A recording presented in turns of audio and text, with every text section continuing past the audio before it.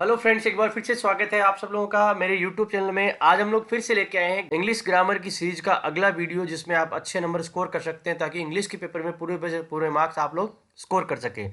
फिर मैं आपको बता रहा हूँ, इस तरह के अलग अलग इंग्लिश के हम लोग वीडियोज़ लेके आ रहे हैं। इनको आप एग्जाम से पहले एक बार नज़र मार लेते हैं तो एग्जाम में आपके पूरे नंबर आने की पूरी पूरी संभावना बढ़ जाती है। तो चलो करते हैं इस वीडियो की शुरुआत। दोस्तों, हमारा पहला क्वेश्चन है, you should dash your mother for your rude behaviour.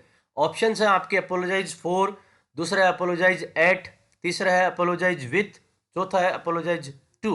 देखिए, अपोलोजाइज फॉर का मतलब किसी काम के लिए माफी मांगना, अपोलोजाइज एट का मतलब है किसी बात या किसी काम के लिए माफी मांगना, ये भी उसी की तरह है। अपोलोजाइज विथ का मतलब है किसी के साथ माफी मांगना।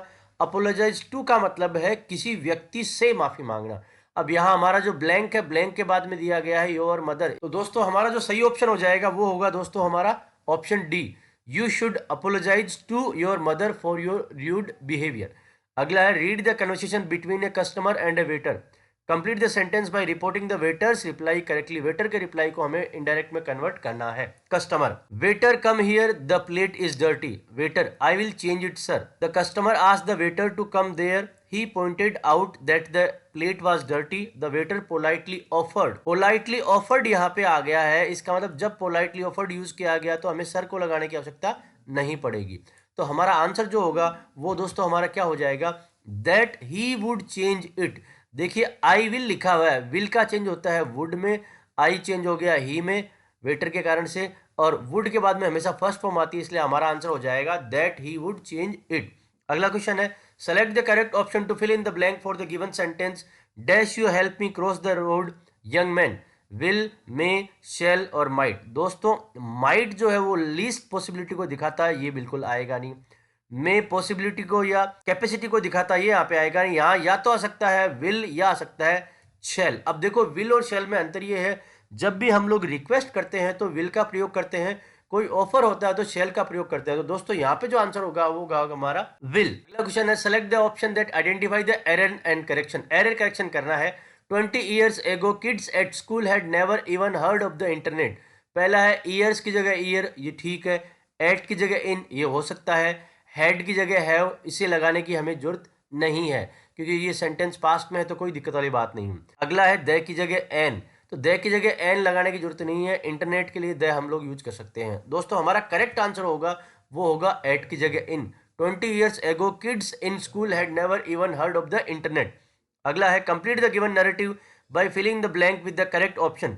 No news dash good news. Option है आपके हैज, हैड, इज और आर। और दोस्तों करेक्ट आंसर जो आपका हो जाएगा वो होगा दोस्तों आपका इज। देखिए, इज क्यों होगा यहाँ पे, न्यूज है वो सिंगुलर है, सिंगुलर के साथ में सिंगुलर का प्रयोग होगा, आर यहाँ पे आएगा नहीं। हैड पास्ट में और हैज, ये दोनों पोजीशन दिखाते हैं, पोजीशन की यहाँ कोई बात नहीं है, तो हैज हैड आएंगे नहीं।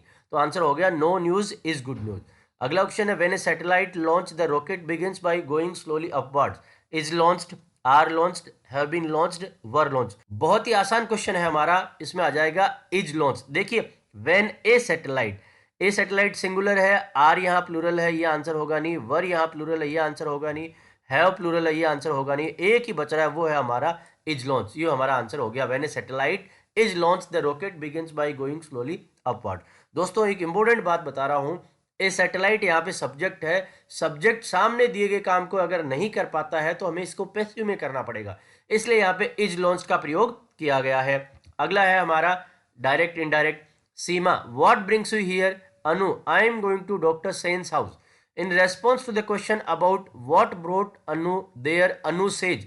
दोस्तों ध्यान रखना, अगर एग्जाम में इस तरह का क्वेश्चन आता है जिसमें से या सेज है, उसमें कभी भी हम टेंस का सामने बदलाव नहीं करेंगे। तो हमारा जो आंसर होने वाला है वो क्या होगा, that she is going to doctor Sen's house. देखिए, यहाँ पे आई एम गोइंग, ये प्रेजेंट कंटिन्यूअस है तो यहाँ पे प्रेजेंट कंटिन्यूअस होगा, यहाँ पे इज एम आर का वॉजवर नहीं होगा। तो आंसर हो जाएगा that she is going to doctor Sen's house.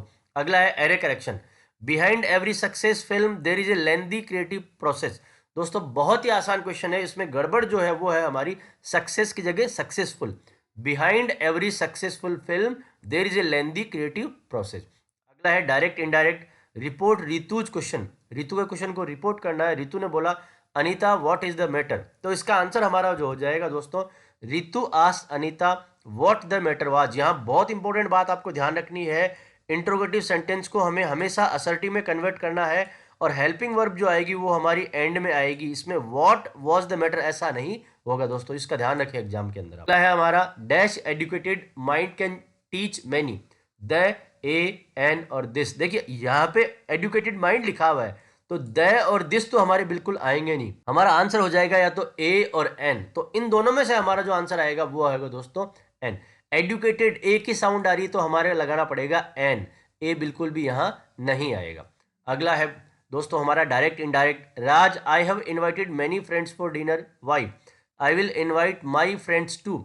Raj told his wife that he had invited his friends for dinner, the wife added that. दोस्तों देखो आई विल इनवाइट का वुड होगा, यहाँ विल का विल है, यहाँ वुड है, ये हो सकता है, यहाँ कैन है, यहाँ कुड है।